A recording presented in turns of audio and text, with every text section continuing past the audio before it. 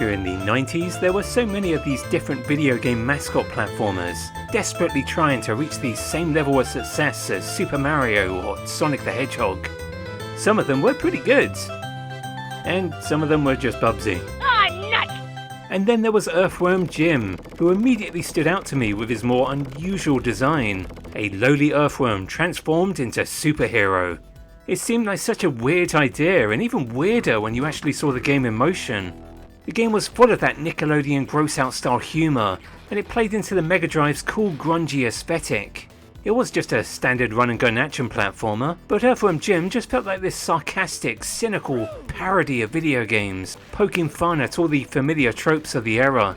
This intentionally ridiculous-looking character embarking on a quest across a bizarre, almost nonsensical sequence of levels, launching cows into space, overcoming lawyers in hell, perilous bungee jumping over a boiling snot pit, and exploring this disgusting-looking intestinal track.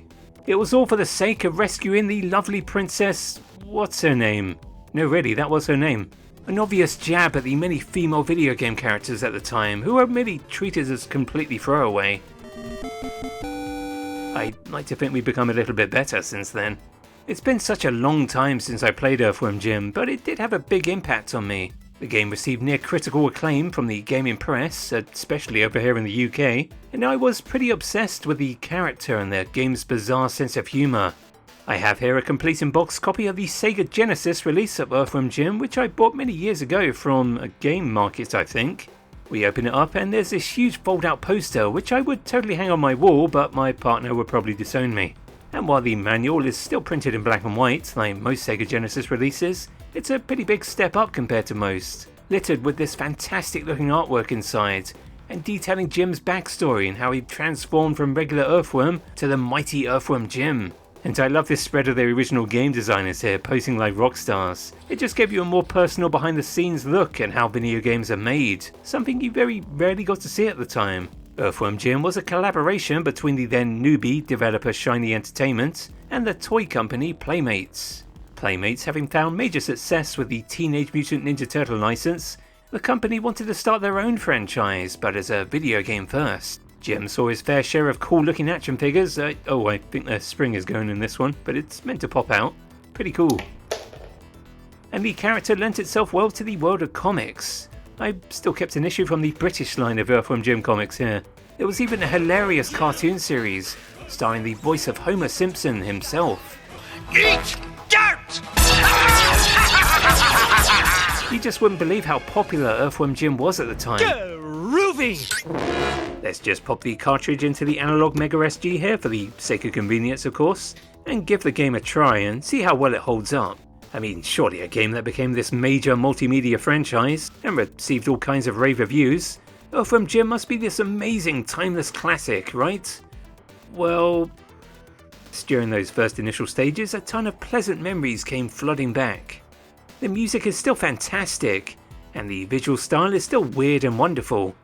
Sure, the jumping and platforming demanded a lot of precision, largely because of how Jim is animated, and I guess the level design is pretty messy, but it did still feel quite rewarding finding secrets or different paths throughout the levels.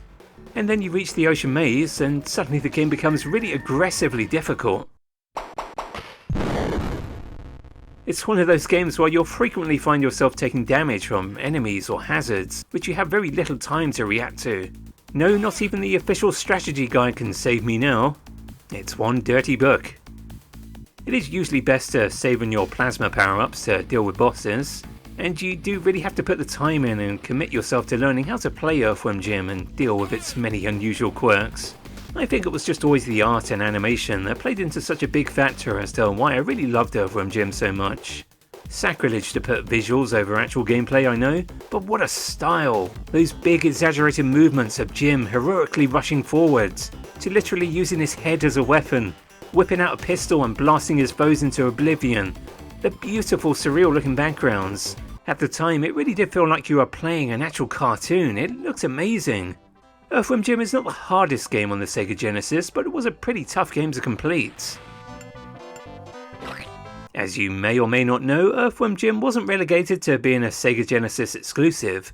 The Sega CD version in particular featured enhanced audio and a brand new level, But unfortunately right now I don't have a copy, and no, I don't think I really want to pay that much for a copy of Earthworm Jim. But how about this instead? Do whips and chains excite you? Now you can play with your worm in public.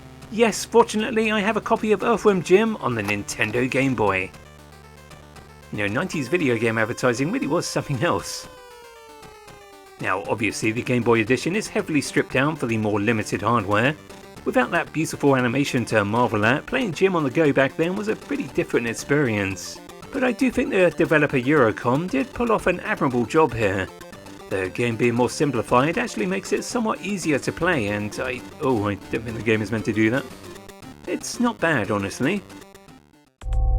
But the version of Earthworm Jim I remember the most, and surely everyone else, is the Super Nintendo port.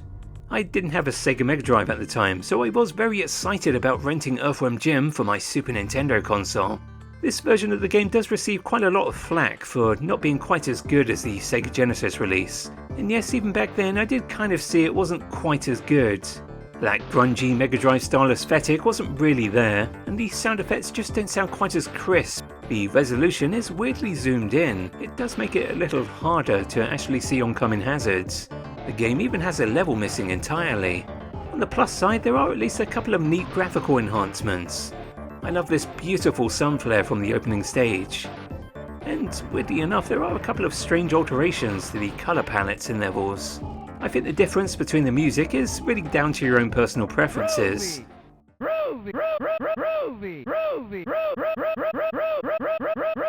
I think the SNES version is fine, but if I think of Earthworm Jim, I think of the Sega Genesis.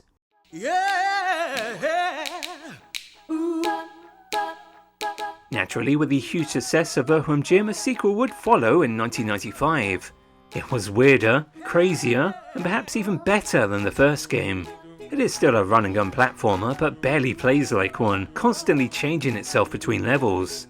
It really plays into that whole cynical parody of video games. I just remember it being kinda cool to see what bizarre thing would happen next, like Jim becoming this blind flying salamander for one of the levels. This is the Super Nintendo version of Earthworm Jim 2, but again it was a multi-format release. There are a couple of differences between the Super Nintendo and Genesis versions, but the port I remember the most was on the Sega Saturn. The music is outstanding.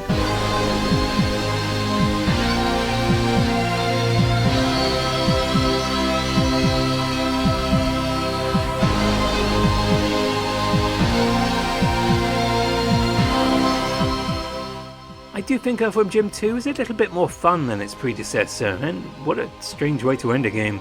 But at the same time, for whatever reason, the sequel just didn't seem to grab me quite as much as the first game. Even replaying it again now, it still has plenty of moments that just didn't feel very well designed. I've never liked these mandatory puppy love bonus stages. It's just kind of annoying. Again, it's the art and animation that really made the experience for me. Jim's design looking a little closer to his appearance in the cartoon here. The sequel was still a success, and with 2 highly rated games under his belt, back in 1995 it really felt like Jim was here to stay. A true video game icon, up there with the likes of Sonic and Super Mario. And then sadly we fast forward to today. Poor Jim hasn't had a new video game in years. Even Bubsy got a new game before Earthworm Jim. Remember, I am a trained professional. I hate you, Bubsy. It still amazes me just how fleeting Jim's success was. Developer Shining Entertainment supposedly had a very strict no sequels policy. What could possibly go wrong? So the rights to Earthworm Jim were sold and acquired by Interplay.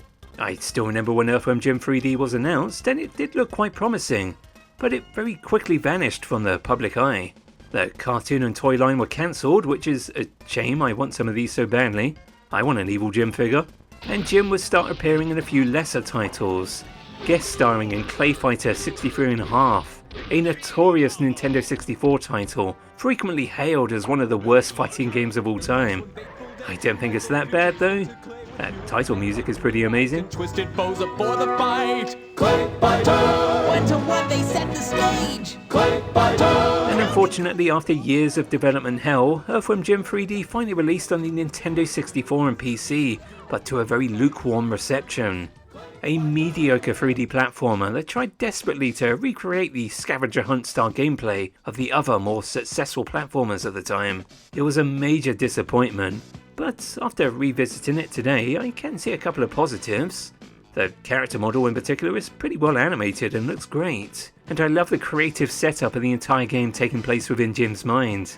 After being hit by one too many flying cows, Jim is sent into a coma and must explore the vast regions of his mind to recover his marbles. But the game is just so unappealing to look at, opening within this boring looking warehouse level, a far cry from the fantastic imaginative looking backgrounds of the older titles. You know, playing this game again, I'm really feeling those cozy N64 style vibes. It's okay. Sadly, things didn't get much better for Jim. A mediocre Game Boy Color platformer would follow that was Earthworm Jim in name alone. Terrible ports on the Game Boy Advance. What is even happening here in the asteroid level? The entire game just looks so poorly put together.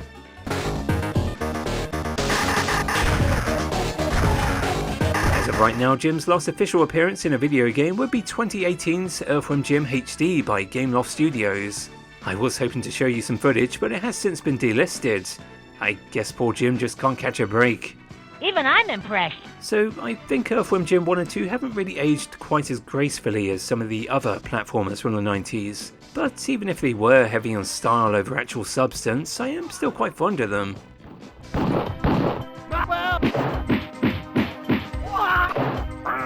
Well then, I hope you enjoyed a little look back on Earthworm Jim. Were you a fan of the games at the time like myself, or do you think Jim was just always overhyped? I'm kind of interested to see what the general consensus is on Earthworm Jim these days. It's so easy to replay them now, I'm pretty sure both titles are available on the Switch app. Well then, that's it from me today, and thanks ever so much for watching, and I hope I catch you next time. Take care.